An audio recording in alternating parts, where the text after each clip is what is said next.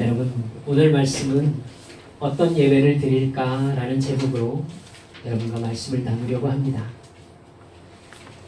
여러분, 예배, 워십, 예배는 절하다 이런 뜻을 가지고 있습니다.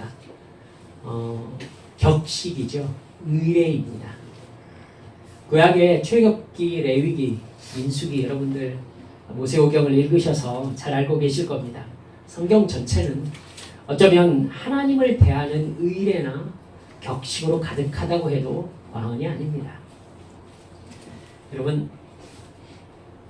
율법에는 하나님께서 정하신 옳고 그름의 기준이 적혀 있습니다. 그래서 여러분께 자주 말씀드리는 예로 얘기할 것 같으면 성경 전체는 의와 죄와 심판에 대한 이야기로 가득 차 있습니다. 여러분, 그 안에 뭐가 있느냐면 하나님께서 우리에게 지켜라 라고 말씀하시는 절기들이 있고요. 그리고 제사의식이 있습니다. 그러면 어떻게 되겠어요? 우리가 하나님의 말씀에 순종하고 절기와, 여러분, 절기의 의미를 다시 설명을 드리겠습니다만, 절기와 제사를 하나님께 드린다는 것은 여러분, 하나님이 정하신 죄에 대하여, 의에 대하여, 심판에 대하여 순종한다라는 뜻이 되는 것입니다. 그렇죠? 그 죄에 대하여, 의에 대하여, 심판에 대하여 말씀하신 그 말씀을 내가 받아들인 사람이 하나님께서 정하신 절기와 제사에 순종하는 것입니다. 그러면 여러분 아시겠죠? 절기와 제사의 가장 본질적인 목적이 무엇이겠습니까? 속죄입니다. 속죄. 그래서 율법은 속죄의 방법에 대해서 이야기하고 있는 것이 가장 본질적인 내용입니다. 여러분, 구약을 보면 절기의 의미와 그 절기에 무엇을 어떻게 해야 되는지에 대해서 아주 규정이 세밀하게 나와 있습니다. 뿐만 아니라 제사의 종류도 정말 많죠. 우리가 읽어도 언뜻 이렇게 딱 이미지로 이렇게 하기 어려울 만큼 잘 알아듣기 어려운 그러한 부분까지 세밀하게 규정되어 있습니다. 심지어 율법에 의하면 매일 드리는 번제가 있었습니다. 생활 자체가 온통 절기와 각종 제사 중심으로 이루어졌던 삶이 바로 이스라엘 백성들의 삶이었던 겁니다. 여러분, 말씀드렸듯이 속죄가 율법의 본질이기 때문에 죄에 대한 형벌은 곧 죽음이었습니다. 그 죽음을 피할 수 있는 방법으로서 하나님께서 하나님께 드리는 속죄의 제사를 명하셨던 것입니다. 소나 양이나 비둘기를 피를 흘려 죽게 해서 이 죄의 대가가 바로 죽음이라는 것을 다시 새기게 하셨습니다. 제사는 죄가 가져오는 죽음과 고통스러운 결과를 깨달았음을 고백하는 행동입니다.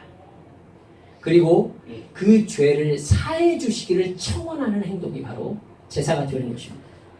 그러니까 어쩌면 죄에 대하여, 의에 대하여, 심판에 대하여 깨닫고 있는 하나님의 사람들은요, 제사를 중심으로 살고 있다고 해도 과언이 아닐 것입니다. 절기와 제사를 통해서 하나님께 어떤 격식을 갖춰서 예배드리는 것은 하나님의 권위에 대한 복종을 의미합니다. 격식과 의례는 언제나 권위에 대한 복종과 존중을 의미하죠. 가장 엄격한 격식과 의례를 가지고 있는 단체는 어디일까요? 아마도 군대일 것입니다. 군대. 군대는 의장대라는 의식을 직전하는 부대가 따로 있을 정도로 모든 것에 격식과 의례를 중요하게 여깁니다. 왜일까요? 나라의 안전을 위해서 생명을 바쳐 전쟁 상황을 감당해야 되는 부분이기 때문입니다. 중요한 일을 하는 곳일수록, 특히 생명을 다루는 곳일수록 목적 달성을 위해서 개인의 자유를 희생시켜야 되는 경우가 많습니다. 개인의 자유를 희생시킨다는 것은 규율이 엄하다는 것이죠. 그곳에서는 권위가 중요한 요소가 되는 것입니다. 상관의 책임이 그만큼 큰 만큼 상관에 대한 절대 복종을 요구하는 것이죠. 그 권위에 대한 복종이 바로 격식과 의례를 통해서 표현되는 것입니다. 상관을 만나면 먼저 각을 잡고 경례를 하게 되어 있는 것도 같은 이유입니다. 따라서 대통령이 군대의 최고 통수권자이기 때문에 대통령에 대한 격식과 의례가 가장 엄격합니다. 여러분, 왜 의사나 간호사 그룹이라는 곳에서 여러분 이렇게 의료계에 종사하시는 분들이 우리 교회에 많기 때문에 말씀이 죄송스럽습니다. 태움이라는 어떤 그런 부분이 뉴스에 나온 적이 있었지 않습니까? 왜 그런 부분이 발생할까요? 사람의 생명을 직접 다루는 곳이기 때문에 군대처럼 절대 실수하지 않아야 되는 긴장감이 있는 곳이기 때문입니다. 철저한 규율이 존재하죠. 자기 위치에 따라서 반드시 해야 되는 일이 정해져 있습니다. 모두 각 개인이 감당하는 엄중한 일의 중요성, 이걸 인식하기 때문에 정해진 격식과 의례가 따르는 것입니다. 마찬가지로 하나님이라는 절대 권위에 복종하는 행동이 절기와 제사를 지키는 일입니다. 오늘날로 말하면 무엇이겠습니까? 바로 예배인 겁니다. 이스라엘 사람들의 생각과 말과 행동의 규범이 하나님과의 관계에서 나옵니다. 죄도 의도, 즉 선도 악도 모두 하나님과의 관계에서 정해집니다. 이스라엘 백성, 즉 하나님의 백성, 예수를 믿는 사람들, 이 이야기는 하나님께서 죄라고 하는 것을 죄로 받아들이겠다. 하나님께서 의라고 하신 것을 의로 받아들이겠다. 그리고 그것의 결과에 대해서 하나님의 심판을 받아들이겠다. 라고 고백한 사람들이 바로 하나님의 백성이요 예수 믿는 사람들인 겁니다. 이것의 엄중함이 어떠한 것인지를 하나님께서는 이스라엘 백성들이 광야 생활할 때 가르쳐 주셨습니다. 여러분, 장정만 60만, 최소 인구로 해도 300만, 350만이 넘었을 이스라엘 백성들이 광야에 떨렁 떨어져 가지고 하늘에서 내리는 만나를 먹었습니다. 바위가 깨져서 솟아나오는 물을 마셨습니다. 하늘에서 떨어지는 메추라기를 먹고 살았습니다. 생각해 보십시오. 300만이 넘는 사람들이 메추라기를 먹으려면 메추라기가 몇 마리 필요하겠습니까? 메추라기 드셔보셨습니까? 몇 다만합니다. 몇 다만. 큰가? 이만합니다. 여러분, 하나님께서 이스라엘 백성들의 생사를 광야에서 완전히 쥐고 계신 분이라는 것이 드러났던 겁니다. 광야 생활은요, 이스라엘 백성들에게 모든 인간의 생존과 존재 의미가 하나님께 달려있다는 것을 가르쳐 주시는 시간이었습니다. 여러분, 하나님은 창조주, 구원주, 심판주이십니다. 따라서 그런 내 생명을 쥐고 또는 영원한 영생을 붙잡고 계시는 분이시기 때문에 여러분, 그분을 대하는 격식과 의례가 있는 것은 당연하다고 해야 될 것입니다. 그래서 저는 마음으로 하나님을 섬기면 되지 뭐 그렇게 형식과 격식이 중요한가, 예배 의례에 뭐 그렇게 매달려야 하는가, 열린 예배를 드리자, 형식 없는 예배를 드리자 라고 하는 의견에 저는 개인적으로 반대하는 입장입니다. 그 말에는 제 생각으로는 하나님과 권위에 복종하는 관계를 맺기 싫다라는 마음이 들어있는 것 같습니다. 여러분, 겨우 1년 반 복무하는 군대의 병장만 되어도 이등병이 각 잡고 격리를 합니다. 그런데 나의 영혼의 생명을 쥐고 계시는 그 하나님 앞에서 그 하나님과 나와의 관계가 아무렇게나 행동해도 마음만 괜찮으면 되는 거지. 사실 말이 안 된다고 저는 생각합니다. 여러분, 구약 성경에서 하나님께 정말 귀한 사역자요, 귀한 선지자로까지 이렇게 대우를 받았던, 인정을 받았던 사람 중에 한 사람이 바로 다윗이라는 사람입니다. 다윗은 어렸을 때부터 하나님과의 관계를 통해서 자기의 존재 의미를 정하며 산 삶을 살았습니다. 그래서 사도행전 13장 22절을 보면 이렇게 나옵니다. 내가 이새의 아들 다윗을 만나니 내 마음에 맞는 사람이라 내 뜻을 다 이루리라. 여러분, 다윗 앞에 있었던 왕이 사울이라는 사람이지 않습니까? 사울에게 악령이 들자 다윗이 왕궁으로 불림받았었습니다. 그래서 다윗이 사울이 악령이 들었을 때 다윗이 수금을 타면 악령이 물러갔었습니다. 여러분, 노래를 잘해서요? 다윗에게 성령이 충만해서요. 그가 죽게 붙잡혀 있는 사람이었기 때문에, 자기 삶의 가치관이 하나님과의 관계에 의해서 결정되는 사람이었기 때문에 그 사람이 있는 공간, 그 사람이 하나님을 찬양하는 공간에서 악령은 있을 수 없었던 것입니다. 그때가 다윗이 10대였습니다. 사무엘하 23장 1절에 보면 다윗에 대해서 스스로 이렇게 얘기합니다. 이스라엘의 노래 잘하는 자. 시편의 약 절반에 해당하는 그런 엄청난 시가 다윗의 시로 나와 있지 않습니까? 다윗은 어렸을 때부터 하나님을 찬양하는 예배 행위에 익숙했음을 알 수 있습니다. 다윗이 위험에 처할 때마다 하나님께 어떻게 하는지 습관적으로 기도하는 것을 보면 다윗이 하나님과 자신의 관계가 어떠한 삶이어야 되는지를 잘 알고 있다는 증거입니다. 하나님과의 관계를 기준으로 자기 행동을 결정하는 사람이었던 것이죠. 그런 다윗을 하나님이 사랑하셨습니다. 그래서 하나님은 역대상 10장 13절 14절에서 이렇게 말씀하십니다. 사울이 죽은 것은 여호와께 범죄하였기 때문이라. 그가 여호와의 말씀을 지키지 아니하고 또 신접한 자에게 가르치기를 청하고 여호와께 묻지 아니하였으므로 여호와께서 그를 죽이시고 그 나라를 이새의 아들 다윗에게 넘겨주셨더라. 사울이 하나님께 복종하지 않았기 때문에 하나님께 복종하는 다윗에게 이스라엘 나라를 넘겨주셨다. 너무나 명쾌하게 하나님께서 말씀하고 계십니다. 사울이 죽은 다음에 다윗은 모든 일에 형통합니다. 역대상 11장 9절을 보면 만군의 여호와께서 함께 계시니 다윗이 점점 강성하여 가니라. 이렇게 나와 있습니다. 역대상 14장 17절에 보면 다윗의 명성이 온 세상에 퍼졌고 여호와께서 모든 이방 민족으로 그를 두려워하게 하셨다. 이렇게 기록되어 있습니다. 다윗은 모든 일에 일일이 하나님께 여쭈어보고 하나님의 뜻대로 행동했습니다.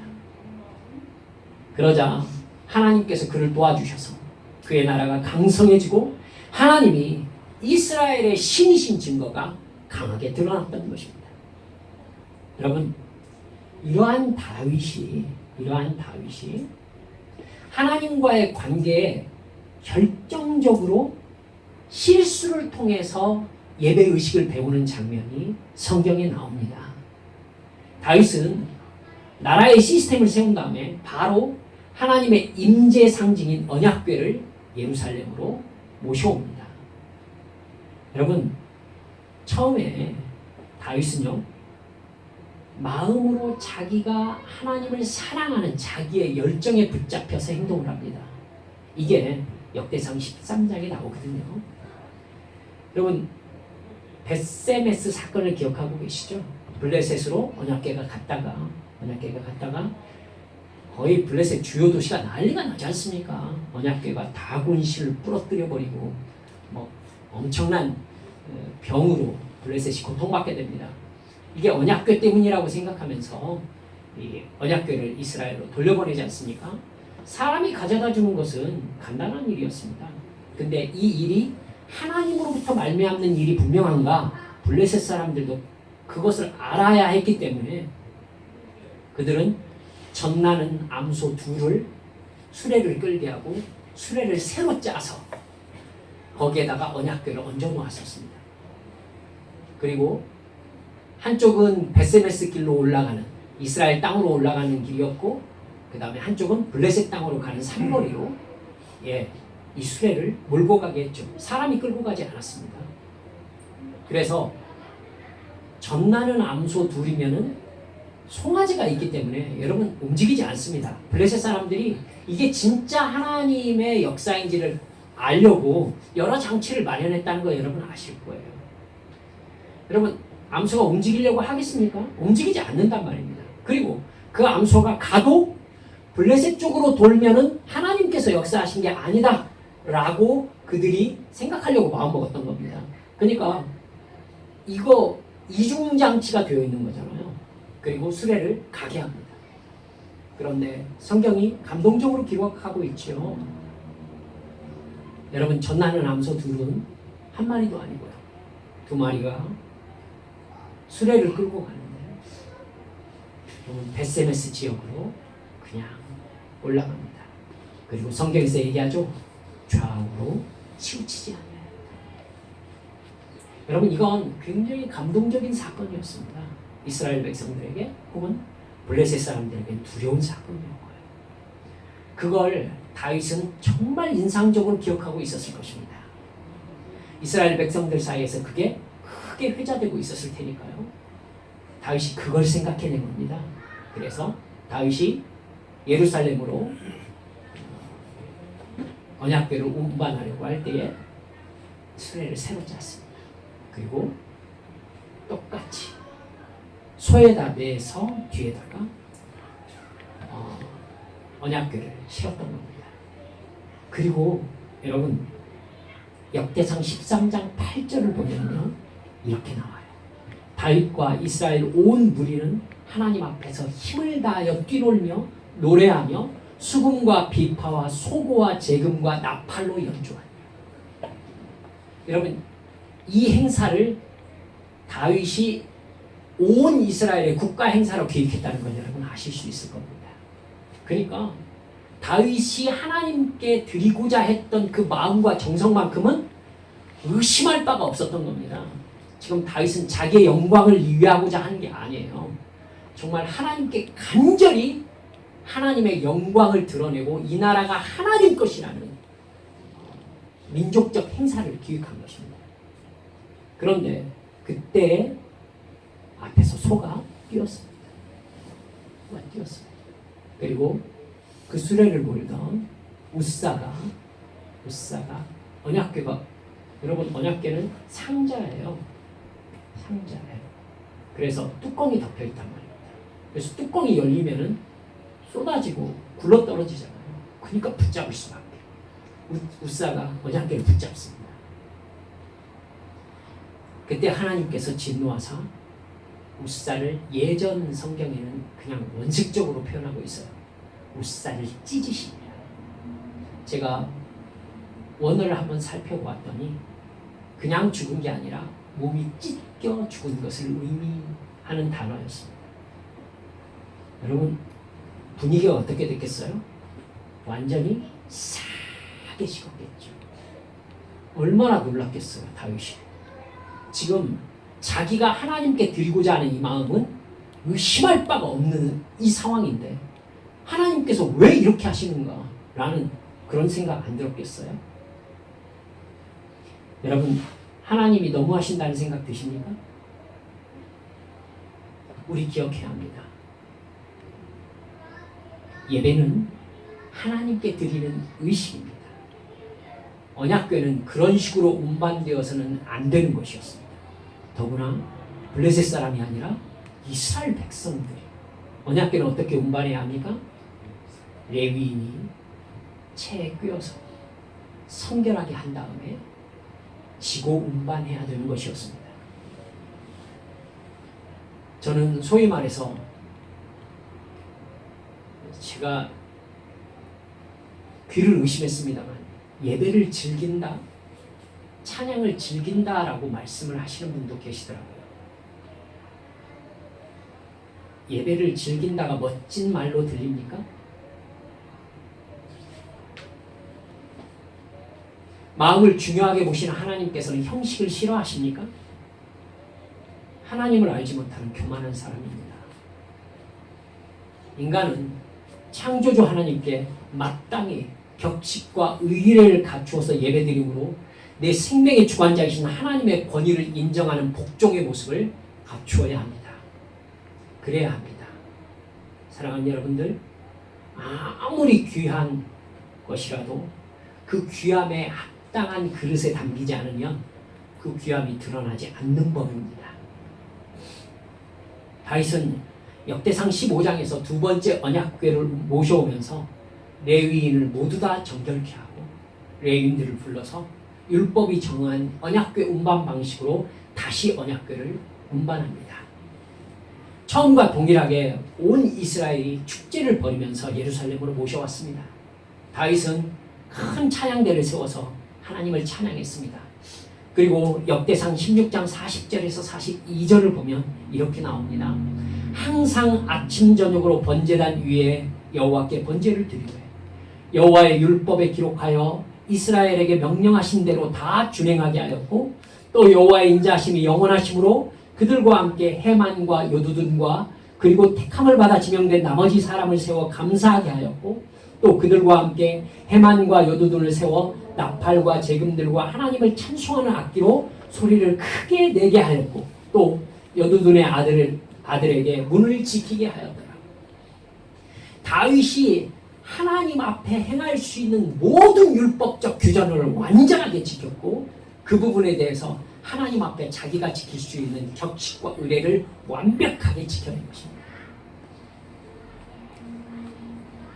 다윗의 관심은 자기가 아니라 하나님께 집중되어 있습니다. 여러분, 이게 중요합니다. 다윗이 하나님을 향한 열정을 품었던 것은 처음 언약궤를 운반할 때에도 그랬었어요. 하지만 하나님은 그걸 기뻐하지 않으셨습니다. 마음만 있으면 됩니까? 그렇지 않습니다. 그렇지 않습니다. 다윗은 하나님을 어떻게 하면 기쁘시게 할까에 온 마음을 쏟았습니다. 그러기에 그가 무엇을 잘못했는지를 즉시 수정했고 율법에서 명한 하나님을 대하는 격식과 의례가 다윗 시대의 왕권으로 완전히 다시 정비되었던 겁니다. 그리고 오늘 우리가 읽은 성경 말씀에서 마침내 다윗은 하나님의 성전을 세워야 되겠다고 깊이 고민합니다. 사무엘상 7장 본문 1, 2절을 보면 여호와께서 주위의 모든 원수를 무찌르사 왕으로 궁에 평안히 살게 하신 때에 왕이 선지자 나단에게 이르되 볼지어다 나는 백향목 궁에 살거늘 하나님의 귀는 휘장 가운데 있다. 성전을 짓고 싶다고 말한 것입니다. 하나님은 그 말을 들으시고 다윗에게 오늘 우리가 읽은 성경 말씀을 말씀하신 것입니다. 내가 언제 왜 백향목으로 나의 성전을 짓지 않느냐고 말한 적이 있느냐?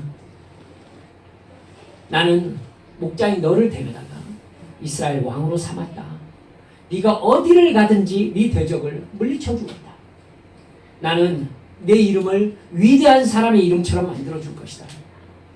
이제 너를 통해서 내 이스라엘 백성들을 정착시키고 외적에게 시달리는 약한 나라로 살게 하지 않을 것이다.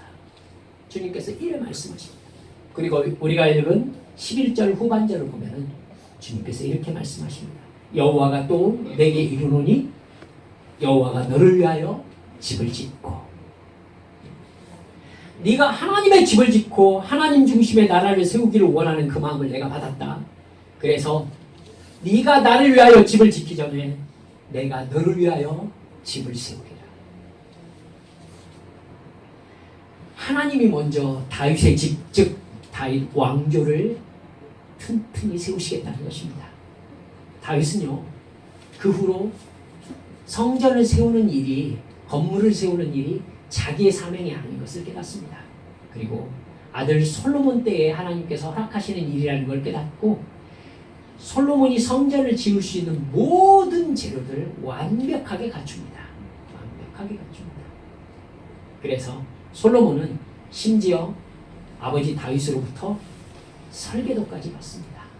여러분 성경 읽으셔서 아시잖아요. 하나님께서 다윗이 건축을 공부했으니까 설계도까지 완전히 그려서 다윗에게 가르쳐 주셨다라고 다윗이 고백했습니다. 여러분, 다윗은 자기가 사는 날 동안에 하나님께 예배하고 하나님의 말씀을 받아 순종하는 나라를 세우는데 온전히 헌신했던 거예요. 나에게 예배란 무엇일까? 여러분께 이 말씀 드리면 저를 혹시 꼰대라고 하지 않을까 근심했습니다. 그래도 말씀드리겠습니다. 라떼는 말이죠. 저 어렸을 때는 하나님께서 받으실 예배를 드린다는 것을 유치부 아이들 때부터 굉장히 엄격하게 교육받는 교회에서 제가 자랐습니다. 여러분 예배당이 마루로 되어 있었습니다. 언제나 뒤꿈치를 들고 걸어가야 했습니다. 유치부에서부터 초등학교 6학년 때까지 오후 2시 예배를 드렸습니다. 그러면 1시 반까지 모두 다 집합해야 됩니다. 예배당 앞 마당에. 그리고 자기 반별로 전부 길게 줄을 서 있었습니다. 쭉 줄을 서야 돼요. 그리고 바깥에서 찬송을 부르면서 선생님이 예배를 준비하게 합니다. 예배당 바깥에서요. 그리고 예배 시작 한 20분 정도 되면, 그러니까 10분 정도 이렇게 딱 정렬을 하고 유치부 때부터 아니면 줄 잘 서고 준비된 밤부터 이렇게 가서 거기에 딱 정해진 자기 자리에 가서 앉습니다. 여러분 이야기하면서 들어가거나 떠들면서 들어가거나 쿵쿵거리면서 마룻바닥에 쿵쿵 소리가 나면 뒤로 백해서 퇴장이었습니다. 그래서 가장 나중에 들어가야 했었습니다. 예배당에 들어가면 어떻게 됩니까? 자기 자리에 앉으면은 일단 무릎 꿇고 앉아서 엎드려서 기도해야 했었습니다.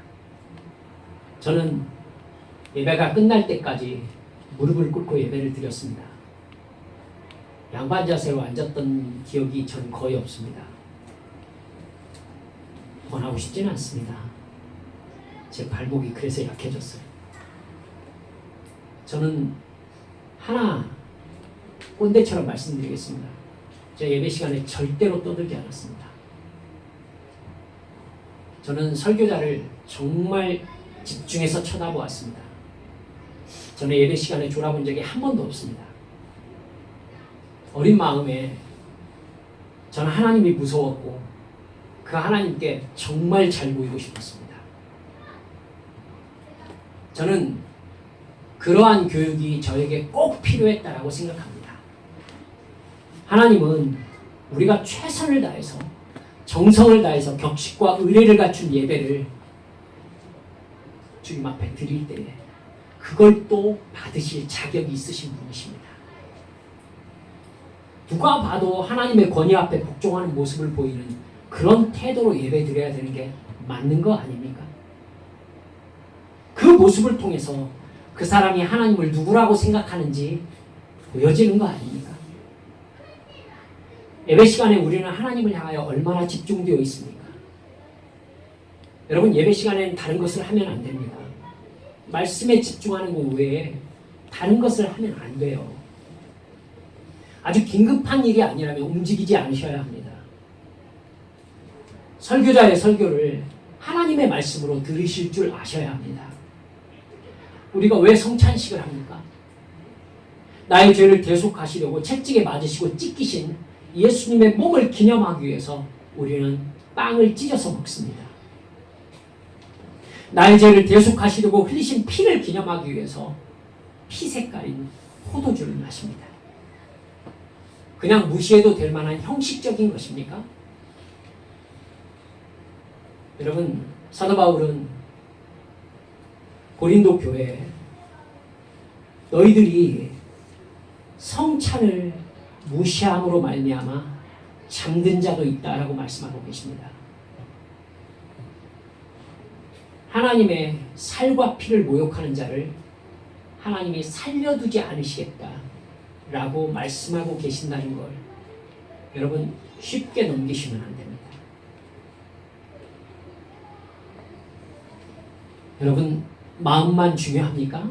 진정한 마음만 있으면 내가 어떻게 해도 하나님께서 그냥 봐주십니까? 다시 상기시켜 드립니다. 다윗의 마음이 얼마나 진실했는지 의심할 바가 없었지만 하나님께서는 거기에서 웃사를 처참히 죽이심으로 말미암아 그게 정말로 잘못된 것이었음을 온 이스라엘 앞에서 선포하셨습니다. 하나님을 대하는 격식이 있습니다. 하나님을 대하는 의례가 있습니다. 그 의례라는 형식에 우리의 믿음과 소망과 사랑이 담깁니다. 가치 있는 것은 누구나 가치 있는 그릇에 담는 겁니다.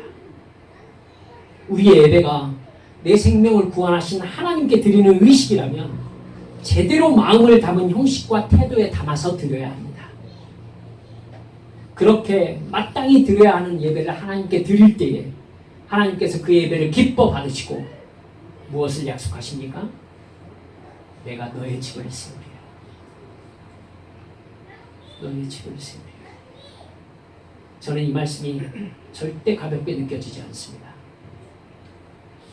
하나님께 드리는 예배가 올바로 세워지지 않은 사람의 집이 세워지겠습니까? 그러겠습니까?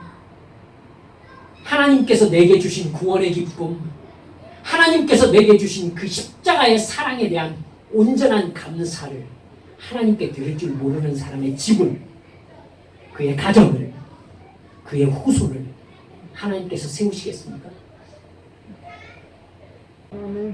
여러분, 하나님께서는 하나님의 백성을 사랑하십니다. 저는 이걸 복이라고 하지 않습니다. 하나님께서는 다윗에게 복을 주신 게 아니에요. 네가 하나님의 집을 세우려고 하니 내가 먼저 너의 집을 세우리라. 여러분, 이게 하나님의 약속이에요. 우리의 존재 가치는 어디에서부터 시작됩니까? 예배에서 시작됩니다.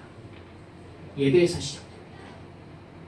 여러분, 하나님과 나와의 관계 안에서 예배를 통하여 십자가 사랑을 내가 붙잡지 않는 사람이 하나님의 죄에 대하여, 의에 대하여, 심판에 대한 말씀을 내 것으로 수용한 사람이란 말입니까?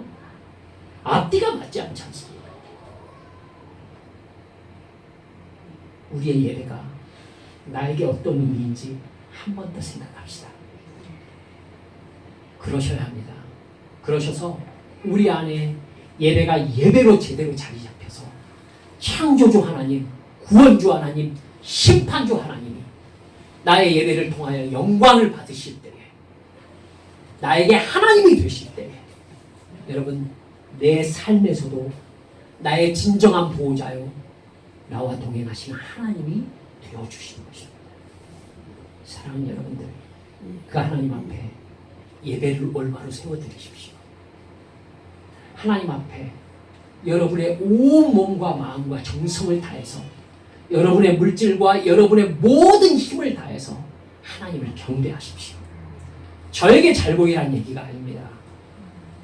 저는 제가 그런 예배를 드리고 싶은 사람입니다. 사랑하는 여러분들이요, 우리 한빛교회 예배 속에서는 하나님이 하나님 되셔야 합니다. 그리고 하나님이 예배의 직전자가 되셔야 되고, 그 예배를 하나님께서 받게 하시기 위해서 우리 마음 가운데 성령님께서 임재하신 믿음의 사람들이 우리가 되어야 하는 것입니다. 그때 우리 하나님께서 우리의 가정을 세우시고, 우리의 집을 지으시고, 우리의 후손을 세워주시고, 믿음의 가문을 세워주신다는 것을 믿으시기를 주의 이름으로 축원합니다. 이 시간 주님 앞에 함께 기도하십시다. 자, 주님 앞에 기도할 때에, 주님, 제가 어떻게 예배 드려야 되는 것인지 제게 가르쳐 주시옵고, 주님, 제 예배를 통하여 우리 하나님 영광 받으시도록 제가 최선을 다해서 나의 모든 정성을 다해서 하나님 앞에 예배 드릴 수 있는 예배에 깨어있는 믿음의 성도가 되게 해주시라고 우리 주님 앞에 함께 소리내어 통성으로 기도하시겠습니다.